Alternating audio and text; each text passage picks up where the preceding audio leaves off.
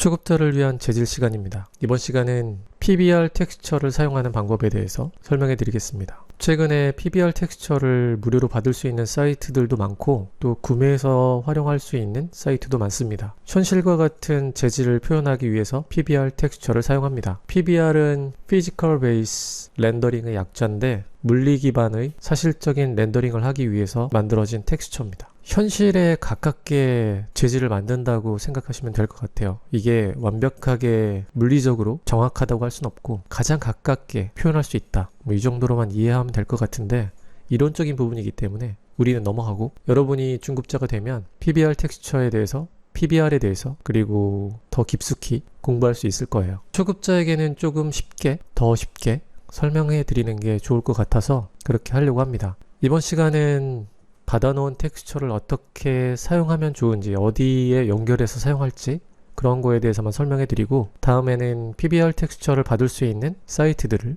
모아서 설명해 드리려고 해요. 일단 장면에는 스피어가 하나 있습니다.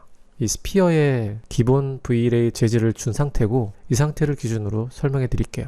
제가 가지고 있는 무료로 받은 텍스처는 두 개가 있습니다. 이 두 개는 보면 만든 곳, 만든 사람, 여러 사이트가 있는데 여러 사이트에서 이 텍스처를 촬영하고 만든 사람들이 있겠죠. 그 사람들이 이 텍스처를 만들 때 필요했던 여러 가지를 재질로 저장했어요. 그리고 그 사람들의 감각에 의해서 저장되기도 하죠. 가장 현실감 있는 그 느낌으로 저장했겠죠. 그러다 보니까 어디에서 받느냐에 따라서 4개가 될 수도 있고 8개가 될 수도 있고 10개가 될 수도 있고 뭐 이런 식으로 굉장히 들쑥날쑥해요. 그런데 가장 중요한 거는 이 받은 텍스처들이 개수가 많다고 해서 다 사용하는 건 아니고 우리가 현실과 같은 재질을 표현할 때 필요한 내 느낌이 있죠. 내가 봤을 때 내 장면에는 이런 느낌이 필요하다. 그러면 기본적인 연결을 유지하면서 그런 느낌으로 바꿔가시면 돼요. 그래서 저는 기본적인 내용을 설명해 드리려고 합니다.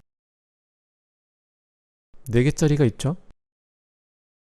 그리고 8개짜리가 있습니다. 4개짜리를 포함하고 있는 게 8개짜리이기 때문에 8개 파일이 있는 이 파일을 가지고 설명해 드릴 건데 조금 다른 부분이 있어요. 저장하는 곳, 그리고 PBR 텍스처를 만든 곳마다 이름이 조금씩 다르기도 해요. 어디에는 지금처럼 아래쪽은 글로스가 있고 하이 글로스가 있고 위에는 러프니스가 있고 글로스가 없죠. 그런 차이가 있습니다. 글로스니스하고 러프니스는 그 두 개를 한꺼번에 같이 사용할 수 있습니다. 그 부분에 대해서는 제가 설명해 드릴게요.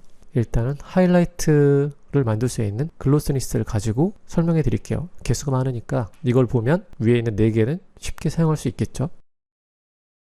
일단은 디퓨즈가 필요하죠. 디퓨즈를 가져옵니다. 이렇게 가져오면 비트맵으로 가져오게 되고 V-ray 같은 경우는 V-ray 비트맵이 따로 있습니다. 이렇게 비트맵을 가져옵니다. 그리고 나머지 비트맵도 가져와 볼게요. 여기 AO라고 된 거, 범프, 디스플레이먼트 맵, 글로스니스, 하이라이트 글로스니스, 노멀 맵, 여기에 러프니스가 있네요. 굉장히 많죠? 이 많은 걸 어떻게 연결해서 사용해야 될까요? 고민이 되죠. 디퓨즈는 디퓨즈에 연결하면 됩니다. 쉽죠?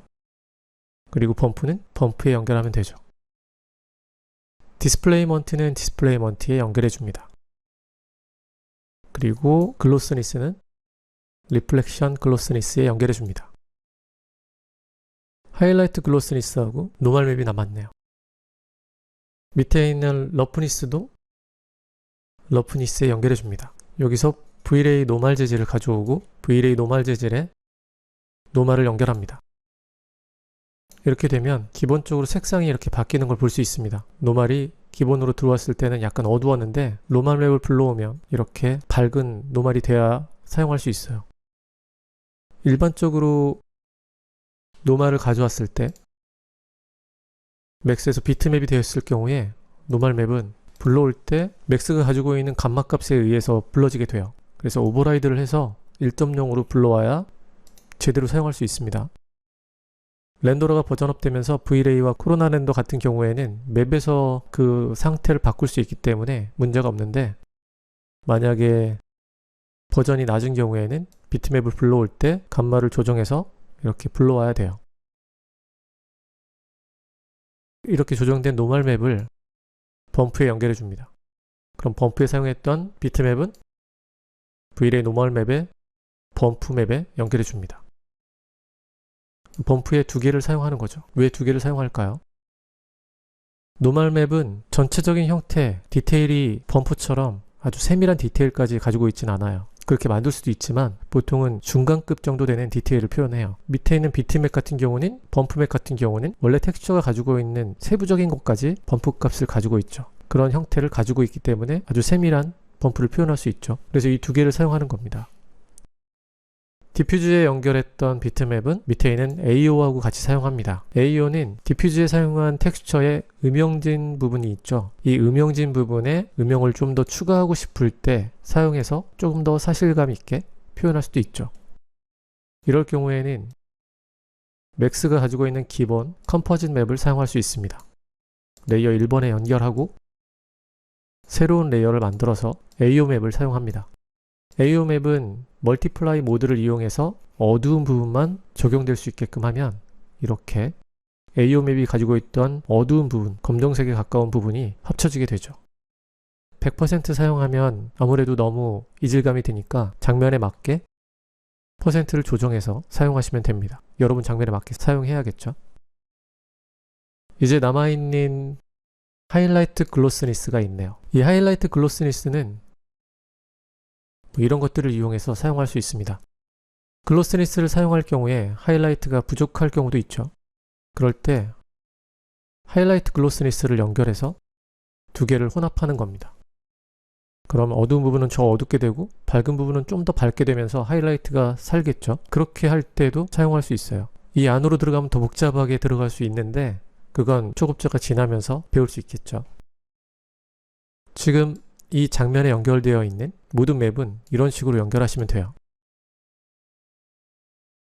디퓨즈 맵은 AO와 함께 사용하고 AO와 함께 사용할 때 컴포짓 맵을 사용해서 AO는 멀티플라이 모드로 투명도를 조정해서 사용한다. 그리고 노멀 맵은 범프 맵과 같이 사용하고 V-Ray 노멀에 연결해서 범프 값을 조정할 수도 있어요. 이렇게 해서 범프 맵에 연결해서 사용합니다. 글로스니스와 하이라이트 글로스니스는 믹스 맵을 이용해서 두 개를 혼합해서 부족한 하이라이트를 추가하면서 리플렉션 글로스니스에서 사용할 수 있습니다. 그리고 디스플레이먼트 맵은 디스플레이먼트에 연결해서 사용할 수 있죠. 러프니스 맵도 러프니스에 연결해서 사용할 수도 있고 사용하지 않을 수도 있어요. 여기서 러프니스만 있고 글로스니스가 없는 경우도 있어요. 다운받은 맵은. 혹은 글로스니스만 있고 러프니스가 없는 경우도 있습니다. 그럴 경우는 어떻게 사용하냐면 이 글로스니스하고 러프니스는 러프니스를 인버트하게 되면 글로스니스가 됩니다. 글로스니스를 인버트하게 되면 러프니스가 되죠. 그러니까 두 개를 인버트라는 명령을 이용해서 사용할 수 있어요. 그리고 맵을 만든 사람들이 이렇게 하이라이트 글로스니스를 떼냈을 경우에는 두 개가 완벽하게 이렇게 되지 않고 좀 달라 보일 수도 있지만 기본적인 개념은 글로스니스를 반전시키면 러프니스가 되고 러프니스를 반전시키면 글로스니스가 된다는 겁니다. 이것만 기억하시면 돼요. 그러니까 텍스처가 몇 개 없어도 글로스니스하고 러프니스는 두 개가 한꺼번에 사용되는 거죠. 이렇게 해서 사용하시면 텍스처가 제대로 적용이 됩니다. 여기서 필요한 거는 글로스니스를 리플렉트 맵에도 사용할 수 있다는 거예요. 그래야지 반사가 표현되겠죠. 그리고 맵에서 디스플레이먼트가 연결되어 있는 값을 조정해서 얼마만큼 튀어나오게 할 건지도 결정할 수 있습니다. 이건 장면에 맞게 조정을 해야 돼요. 장면을 렌더링 해보면 이런 식으로 튀어나오게 됩니다. 이제 다른 건 조정한 게 없죠. 지금 여기서 조정해야 될 것들이 있어요. 렌더링을 멈추고 인터랙티브 렌더링을 켭니다. 그럼 실시간으로 이렇게 렌더링이 되는데 여기서 조정해야 될 거는 디퓨즈에 연결했던 컴포짓 맵에서 멀티플라이 모드로 연결했던 AO 값을 조정하는 겁니다. 진할 경우에 모서리나 어두운 부분이 더 어두워지는 걸 볼 수 있어요. 없을 경우에는 이렇게 되죠. 모서리가 어두워지는 걸 볼 수 있습니다. 이런 걸 조정할 수 있고, 그리고 리플렉트 맵에 연결되어 있는 글로스니스 맵, 얘는 컬러 컬렉션을 이용해서 감마 값을 조정하고 반사를 더 추가할 수 있죠. 이렇게 반사를 더 추가하고 싶을 때는 컬러 컬렉션을 활용하면 되죠.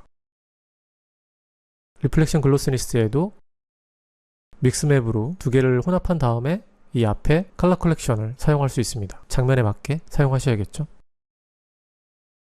러프니스 맵을 빼게 되면 반사나 하이라이트 이런 부분에 거칠기가 없어지기 때문에 조금 더 반사하고 좀 더 하이라이트가 생기게 돼요. 그런 것들을 줄이기 위해서 러프니스 값을 사용하니까 그건 이제 여러분이 그 재질의 특성에 맞게 러프니스를 사용하거나 사용하지 않거나 이렇게 하시면 되겠죠. 만약에 이 텍스처가 아니고 다른 텍스처, 스크래치가 있다거나 먼지가 있다거나 오래된 느낌을 추가하고 싶을 경우에 그런 텍스처를 러프니스에 사용하기도 해요. 그렇게 하면 더 현실감이 생기니까 이런 부분도 역시 PBR 텍스처를 활용할 때 다른 작업에서 그런 느낌들을 배워보면 되겠죠. 밑에 있는 맵 슬롯에서 디스플레이스 맵의 퍼센트를 조정하면 튀어나와 있는 값이 이렇게 줄어들게 되어 있습니다.